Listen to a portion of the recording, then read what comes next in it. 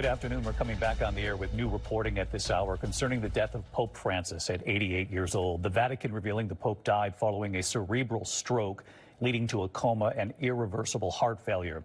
He died just hours after celebrating Easter Sunday at St. Peter's Square in Vatican City, the leader of more than 1.3 billion Catholics around the world. The Pope had been recovering, as you know, from double pneumonia, which left him hospitalized for 38 days. He was the first Jesuit Pope and the first Pope from Latin America, a reformer guiding the Catholic Church in a new direction. Leaders around the world are paying tribute. President Trump calling him a good man who loved the world. We've also heard from former Presidents Obama and President Clinton. President Trump has ordered flags lowered to half staff across the U.S. We're also learning at this hour that the Vatican press office has just issued Pope Francis's will. And in that will, something we knew would happen. Unlike Pope John Paul and the popes before him, he will not be buried there at the Vatican. That was his request. Instead, he will be buried in the Papal Basilica of St. Mary Major. He said that's where he would like his remains to rest. He also said, and we knew a hint of this involving the coffin, but not to this level of detail, that the tomb must be in the earth, simple, without particular decoration, and with the only inscription reading Franciscus, nothing more. I want to bring in our chief international correspondent, James Longman, who is right there, St. Peter's Square. James, extraordinary images coming in there from you, behind you. Obviously, this is a holiday there in Italy, the day after Easter, almost as poignant as Easter itself. And now we learn not only the cause of death, but his wishes.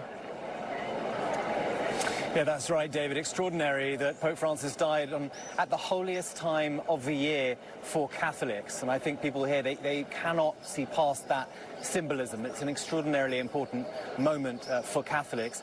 Pope Francis, we now know, according to the Vatican, how he died. They list in this report just a few moments ago, cerebral stroke causing a coma and irreversible heart failure. That obviously is off the back of the weeks that he spent in the hospital. We were covering it here in Rome at the Gemelli Hospital, where he had pneumonia in both lungs. But he tried his best to come back to work, and we saw him. It was what he loved to do. He came out in front of thousands, 35,000 people I think were out here. He was in the Pope-mobile waving, obviously frail, but so many people hoped that he perhaps was overcoming his illness, and he would be okay. That sadly wasn't to be, but he wanted to stay Pope, give the Catholic people a Pope through Easter, and he sure did that. This is a man who knew he was committed to his work, and actually it was the difficulty his doctors had trying to convince him to not work so much, to actually rest, and he didn't want to do that. And yes, as you say, David, his wishes, they've been made public now. He wants to be buried at St. Mary Major, which is a church outside of the Vatican. It's very, very important to him.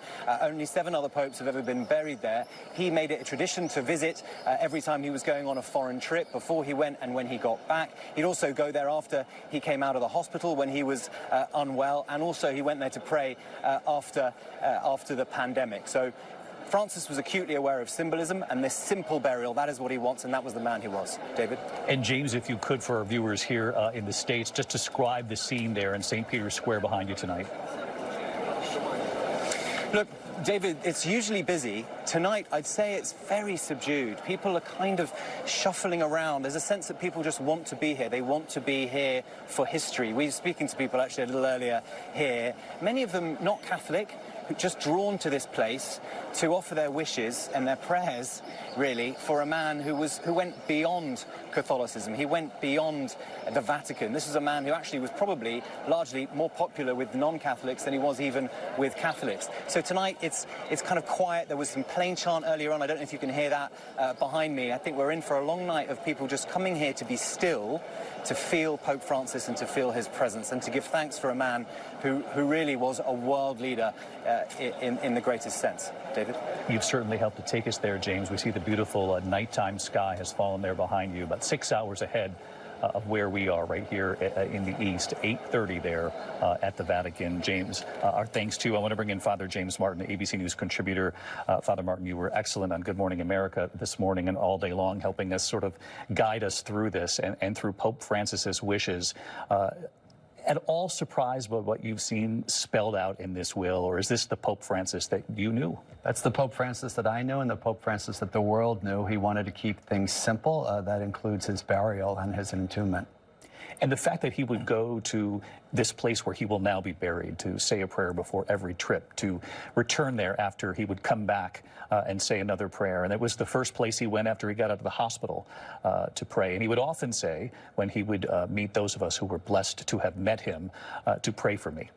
This was a powerful, powerful place, powerful wish from the Pope, and also not a surprise. Yeah, there's also an icon there of Mary that he liked very much called Salus Populus Romane, the help of the people of Rome. So it wasn't just the church, it was also that image of Mary and his devotion to Mary that drew him there.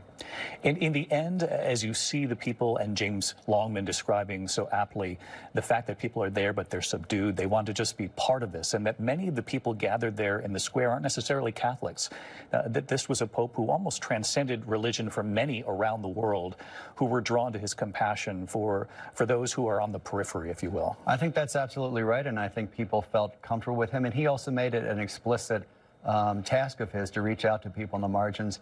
On Holy Thursday, washing the feet of Muslim people, speaking to agnostics and atheists directly. So that was part of his ministry. And to have given the gift of his appearance on Easter Sunday just a few hours before he would pass. Yeah, it's truly amazing. He celebrated Easter with the faithful on Easter Sunday, and now he celebrates Easter with God in heaven on Easter Monday. Father Martin, thank you for being here with us. You'll be here, I'm sure, throughout the funeral coverage and, of course, the conclave that then comes thereafter, the choosing of the next pope. Our coverage will continue on ABC News Live, abcnews.com. The entire team will be here for World News Tonight. And as you remember, we had the historic town hall, the first ever town hall with the Pope, right here on ABC News shortly after Pope Francis became the Pope. And we'll look back at that and how he changed lives here in America with what he said. I'm David Muir in New York. I'll see you later today. Good day.